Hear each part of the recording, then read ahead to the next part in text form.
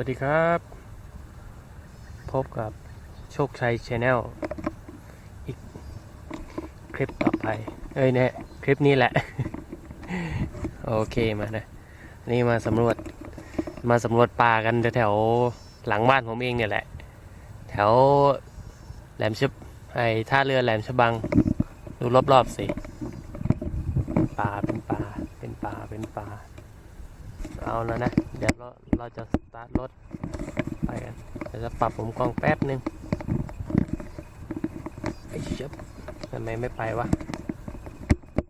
โอเค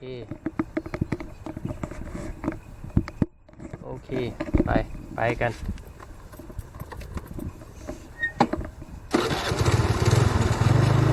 ไปไม่รู้ได้ยินเสียงกันหรือเปล่านะอันนี้ลองมาเทสกล้องดูก่อน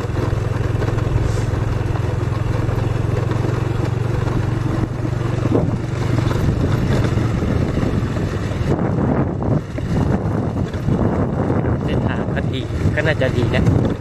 ดูสิ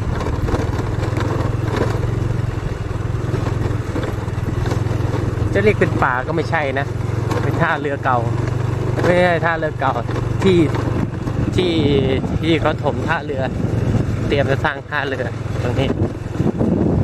แต่ว่ามันอยู่มาหลายสิบปีแล้วป่าต้นไม้ก็มีเต็มไปหมดเลยนี่นะบรรยากาศดีนะมีคนมาเยอะอยู่ไป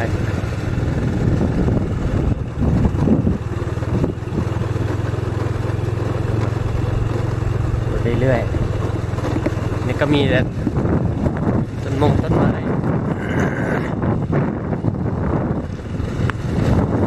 มันอยู่ในต่างประเทศเลยไหม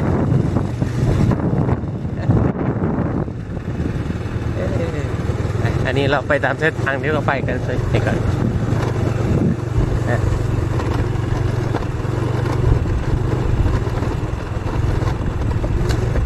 นี่เนี่ยอากาศดี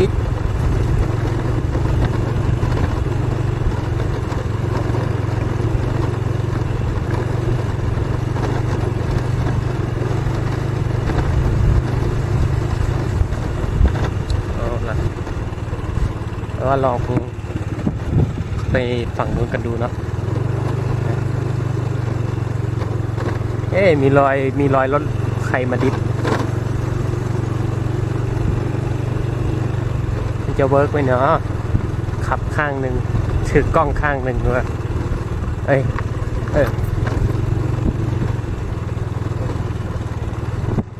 ว่าโอเคนะเนี่ยอากาศใช้ได้เลยเนี่ยแต่ต้องมาตอนที่น้ำแห้งๆนะถ้าฝนตกใหม่ๆนี่อย่าเข้ามานะแม่งจะแบบขี้โคลนเลยอะ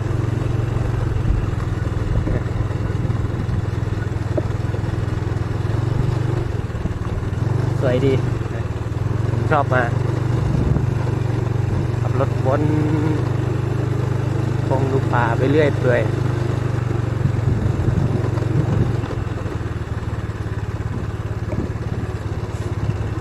เดี๋ยวจะถ่ายมุมสูงให้ดู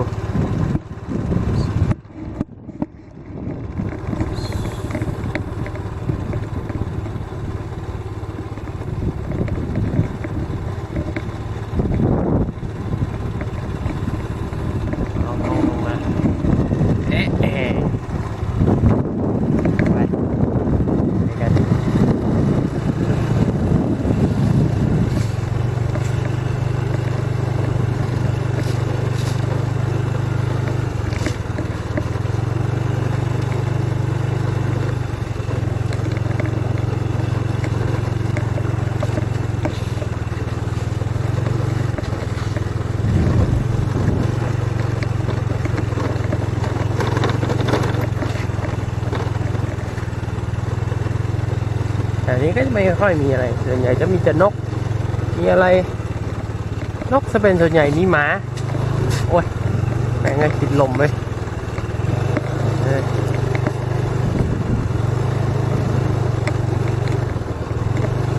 ไปฝั่งนู้นดีกว่า ากาศก็จะเป็นแบบเดิมๆเลยแหละ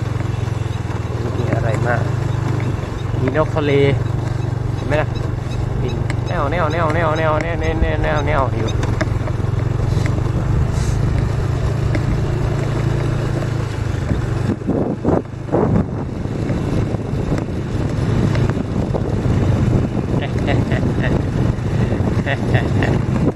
ไป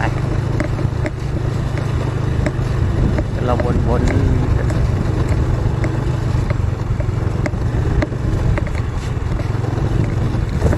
ยเดี๋ยวต้นไม้เล็ก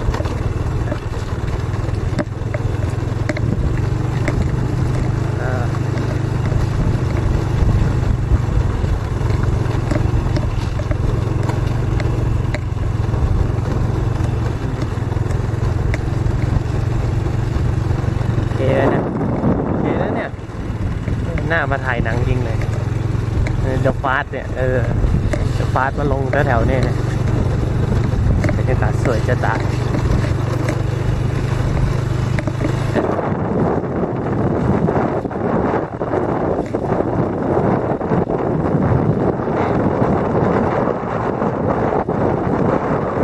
น้ำแห้งหมดเลยไม่แนะนำนะถ้าจะเอารถมารถยนต์มอเตอร์ไซค์จะดีกว่าอาจจะติดลมได้รถยนต์ต้องวิ่งทางโน้นหน่อยต้องมาวิ่งไปเป็นทางนี่นิดหน่อยไปนิดหน่อยเยอะเลยแหละตายสุดจมเอามีแต่สักใหญ่จะซาเล้งก็ไม่เป็นไรได้ผมมาซาเล้งดีก็ดีจะจะขับเอาถ่ายไปตลอดนี้ต้องยกเลยเท้ากัดเวลาสูงสุดเนี่ย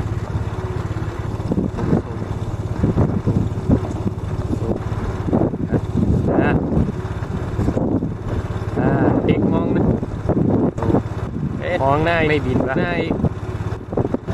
จะบิน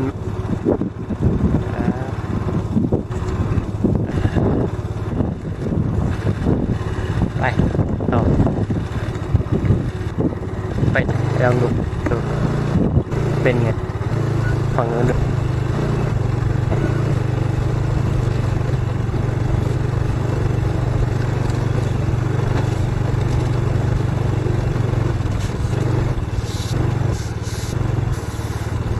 ฝั่งเป็นท่าเรือจะไม่ผิดท่าเรือเอสนี้ก็จะท่านฝั่งเนี้ยมันเป็นโซนเป็นเครนให้ดูเลยเครนยกตู้เป็นในส่วนที่ตรงของแบบฝั่งนี้จะถ้าไม่ได้ใส่ตุ้งรถที่อะไรที่เขาคนนิดนึงแบบที่ไฟมาลงที่มันลงอยู่อะไรวะกูเที่ยวไปหมดแล้วรถไฟที่กรุงเทพนั่นแหละหัวรถจักรรถใส่ซื้อมาไปใส่บองส่วนใหญ่ว่าลงอย่างเงี้ยถ้าเอามาเนี่ยถ้าแหลมฉบังเนี่ยแหละไปขับรถเล่นมีรอยตีนหมาเนี่ยเมื่อไหร่ไม่รู้เนี่ยหมาตั้งแต่เมื่อไหร่ไม่รู้เนี่ยตั้งแต่ดินนี่มันเปียกทั้งเนี่ยถ้าดินไม่เปียกนี่มันไม่เป็นรอยเลย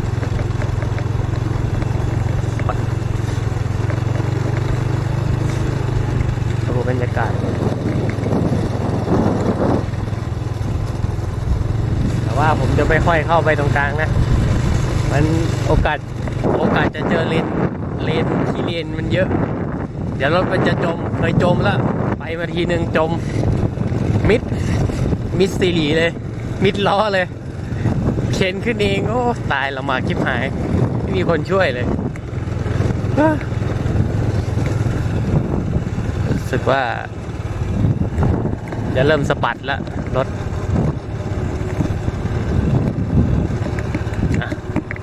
ไปต่อ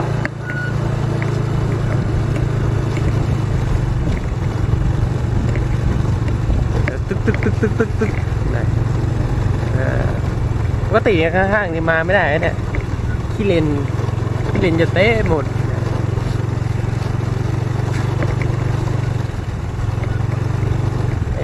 แต่ว่าเราจอดกันตรงนี้หน่อยดีกว่าเนาะจอดเดินเล่นกันดีกว่า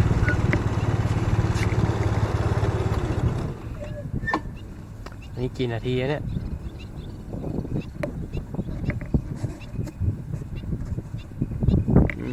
เอาถ้างั้นขออย่าแป๊บนึงนะอะไรนะ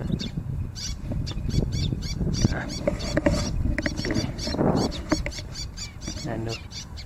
มีนกอยู่นะอันนี้ไม่รู้เห็นไหมนะนู้นแย่งอะไรกันยังไม่รู้เนี่ย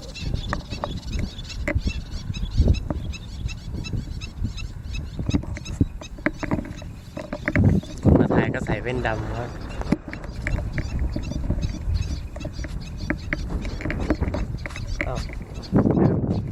วันนี้มาเอาคลิกบอกขาด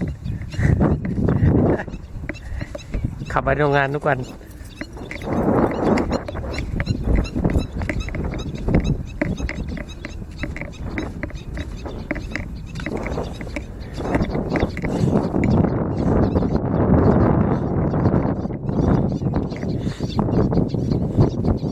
เนี่ยแกนาผมเดินนิ่งๆรู้สึกว่าดีสุดๆน้ำมันมาเป็นน้ำมัน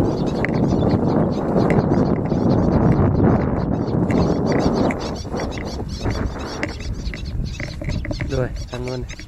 น่าเป็นชายหาดจริงเลยเนี่ยมาสร้างบ้านไว้ตรงนี้เนี่ยสร้างกระต๊อบอะไรก็ได้ไว้ตรงเนี้ยเอาไปนั่งเล่นว่ะ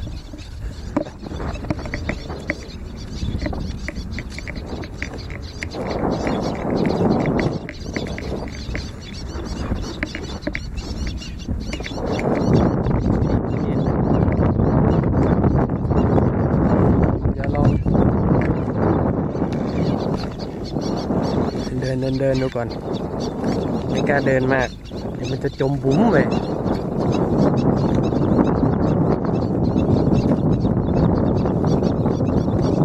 เอาละตอนนี้แหละง่ายเห็นแล้วมันจมแน่นอน น้ำใสอยู่นั่นเนี่ย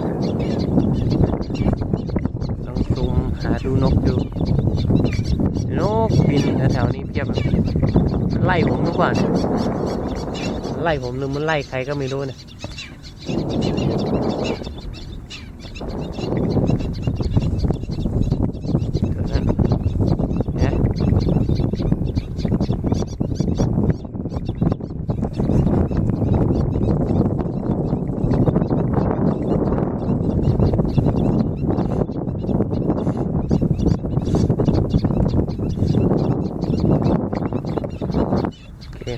ไป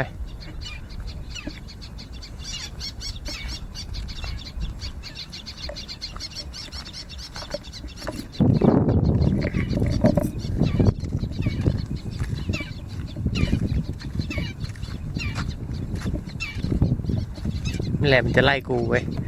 ไอ้นกพวกนี้มาดูเฉยๆนะเนี่ยให้ดูบรรยากาศแล้วก็ท่าเรือ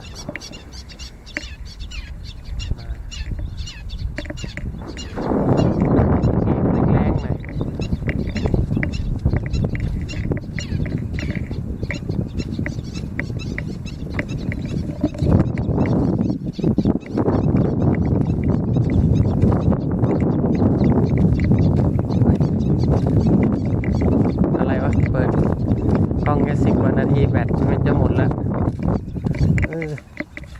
เดี๋ยวเราไปตรงนู้นกันต่อเลยเป็นเนินนู่น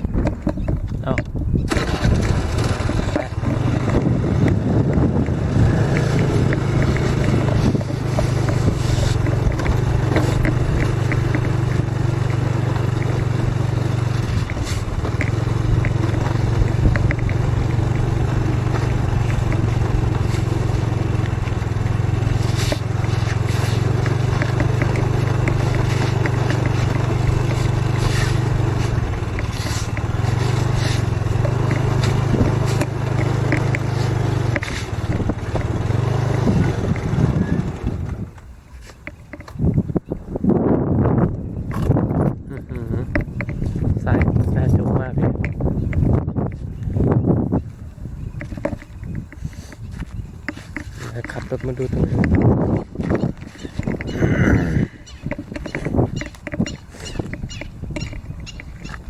ว่ามันทำรังอยู่แถวนี้แน่นอน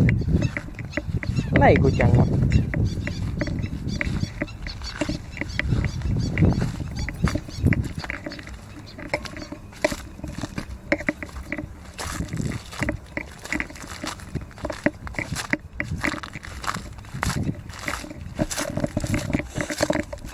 เอ๊ะ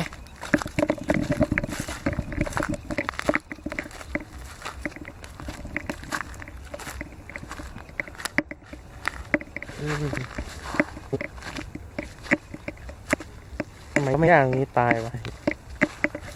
มันก็น่าตายนะครับผมโอเคนะ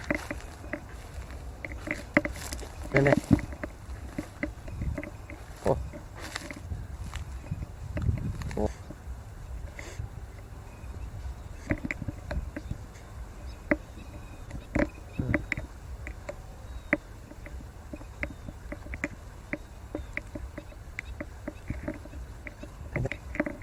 ไปต่อ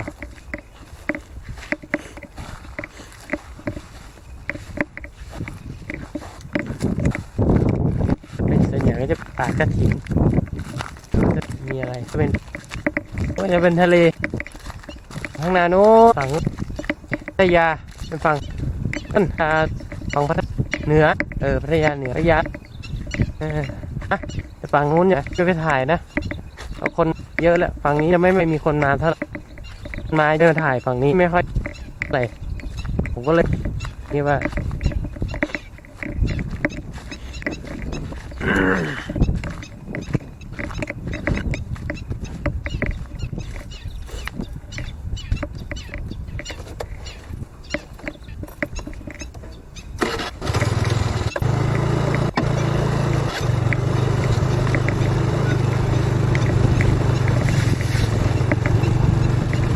บรรยากาศนี่เหมือนอยู่ชายหาดเลยประมาณนั้นนะ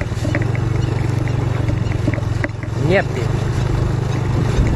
มีนกมีนก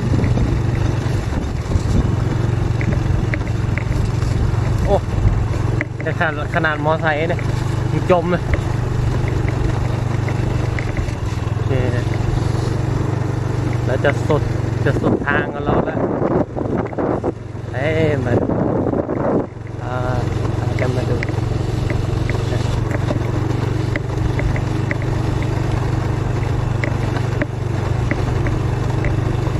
ทะเลสาบเดซี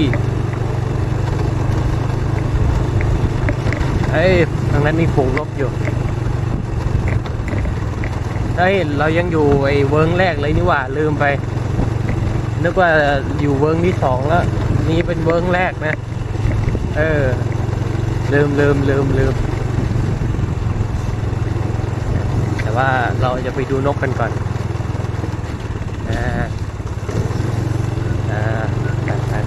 ไปปางแอบเข้าปาง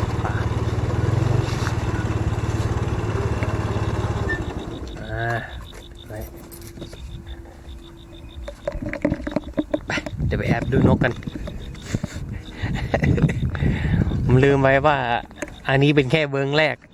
มันจะมีเบิ้งที่สองอีกจะถ่ายให้ดูเนี่ยมีฝูงนกอยู่ตรงนี้อยู่มาเดี๋ยวซูมแบบไกลๆให้ดูเลยเห็นไหมนะนั่นแหละโอเค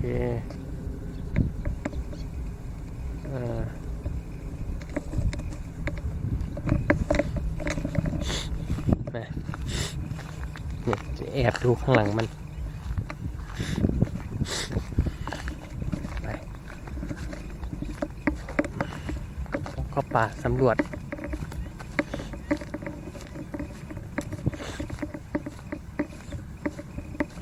นี่ต้องเดินเลาะป่าไปแต่เดินข้างๆไปเนี่ยมันบินหนีแน่ต้องแบกถ่ายมัน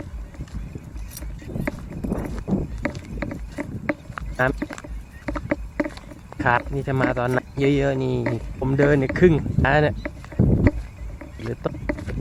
ต้นอะไรต้นนี่คือต้นตะเมเนี่ยต้นกวงนะวินเดินมาแค่นี้มันมีแล้วเนี่ยไปหมดเลยไปโอ้เฮ้ยครับฝั่งนี้มาแล้วหน่อย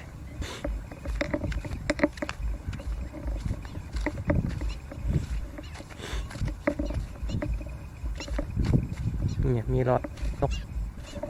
จะกินอะไรมันก็ไม่เท้าเนาะโอ้ยมันหากินลูก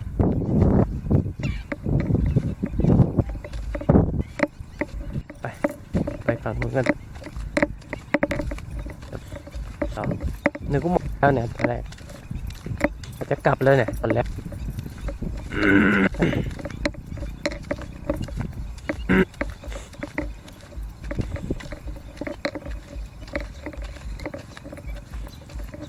เที่ยงตอนนี้ตอนเที่ยงจะร้อนๆหน่อยหาหมวกหาแว่นแบบผมเนี่ยมากำลังดี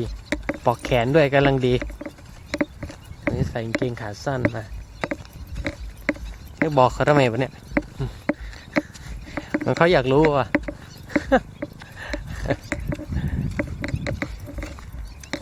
ไปเจอรถแล้วละไปต่อจะเลาะไปทางฝั่งนู้นเลาะไปนู่นพอดีแหละแบตพอดีแหละเราไปถึงสุดขอบนู้นพอดี